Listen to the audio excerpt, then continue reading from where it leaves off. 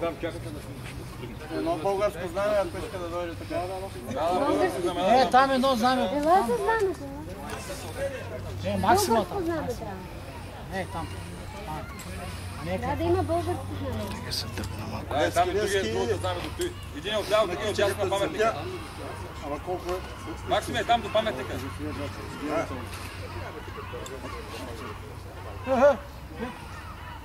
Малко по-напред е там.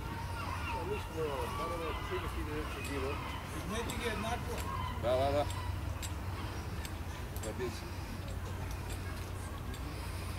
Ти що сде?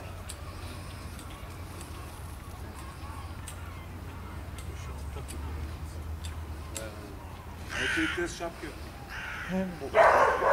Са шапка.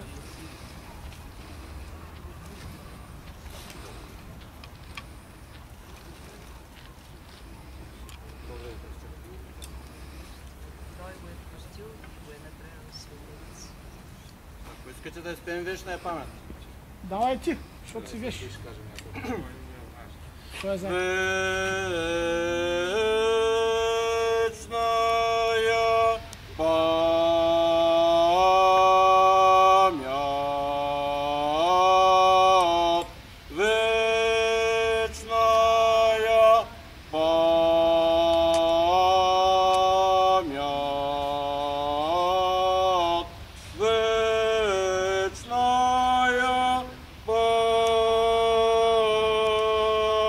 память, вечная память, вечная память. Бог да го прости, Царство му небесно.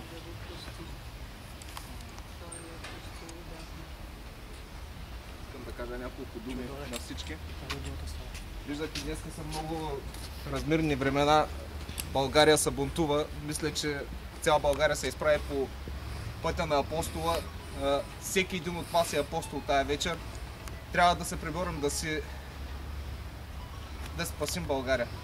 Имаме права, не трябва да се подаваме на провокации и по неговия път и неговата борбеност трябва да продължаваме и ние. Патриоти сме всичките, виждам. Желая ви успех, надявам се наистина да успеем. Борбата е тежка, България, трябва да си я върнем. България има нужда от българите. Упорита.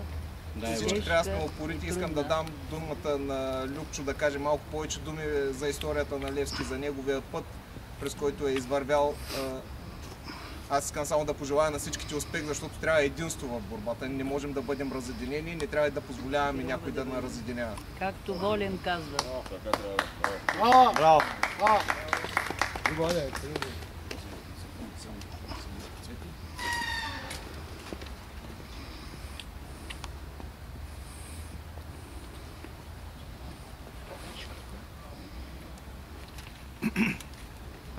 Уважаеми колеги и скъпи симпатизанти, истински се вълнувам, истински съм удовлетворен и се радвам, че всички днес участвате в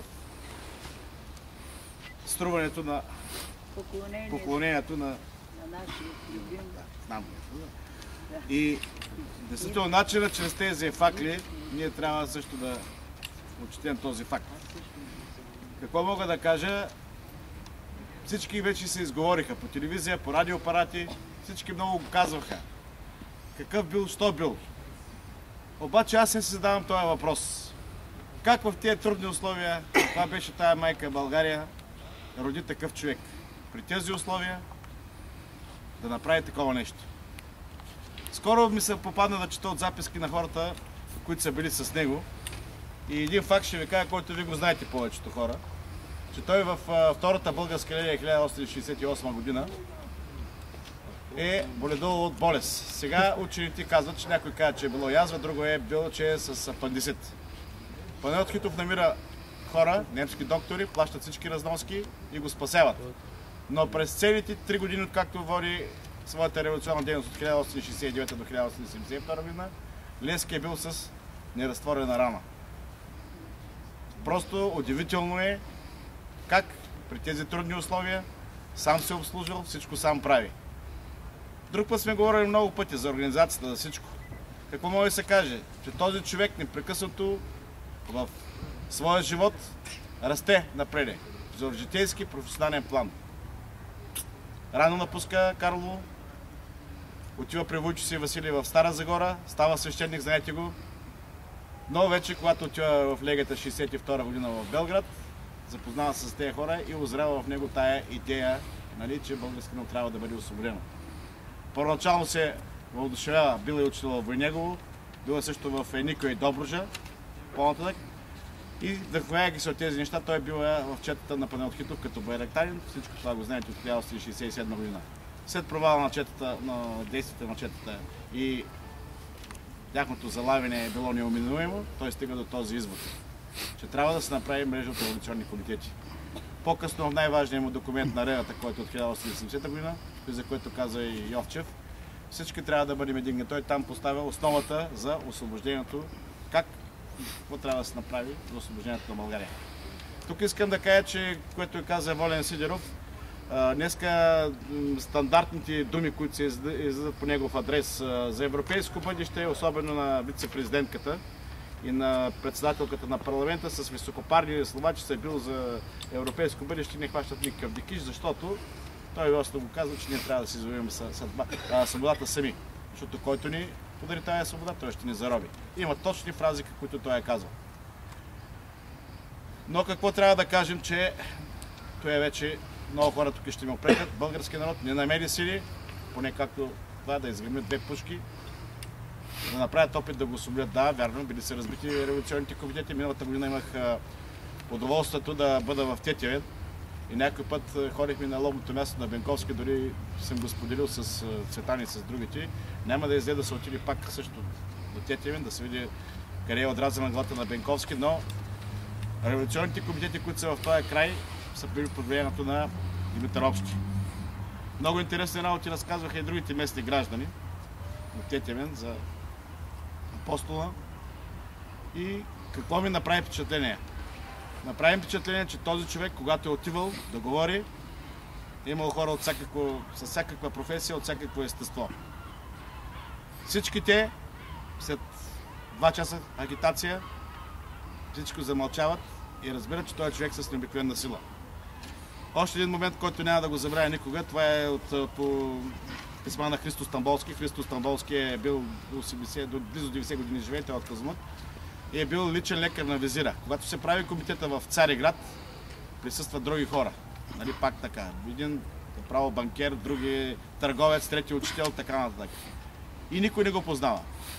Но влизайки, вземайки думата, говорейки за тези прости, елементарни неща, по обикновен разбран начин, всички го признават за апостол. Да, каза Христо Стамболски, той вика беше роден за апостол. Какво мога още друго да кажа? Казаха, че той непрекъснато се развива, но съдбата на него след освобождението не се развива добре за неговите близки. Не, смисъл 3-4 минути още, защото да. Не искам да се приеме като... Окей, добре.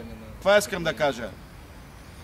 Ще ви прочита последно стихотворението, което миналата година го казах. Максим ми го дари, силно впечатление ме направи в това бездуховно време. Ние действително трябва да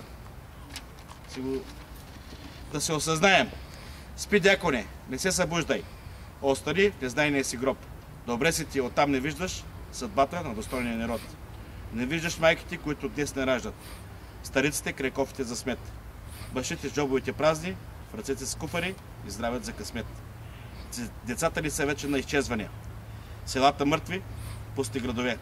Строим хотели, паркинги, гаражи, край просека минава БМВ. На пътя към Европа се продават в ръцете с кукли малките моми. Те детството си в сънища сънуват, стаяна скръп, в очите им гори. Спи, дяконе, не се събуждай. Добре си там, под тази черна пръст. Завеждам ти за той, че не доказа, че не дочака мъжите си разпълнати на кръст.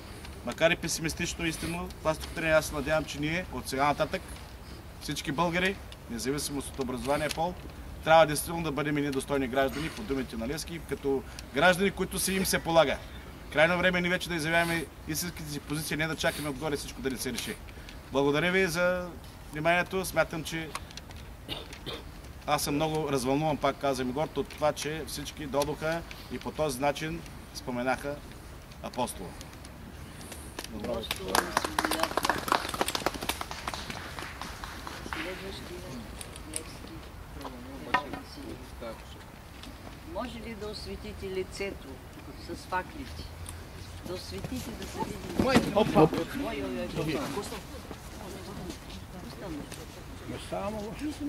Няма нещо. Знамето, знамето! Ой, знамето. Все не го закачай, той ще умира. Гонос, видимо,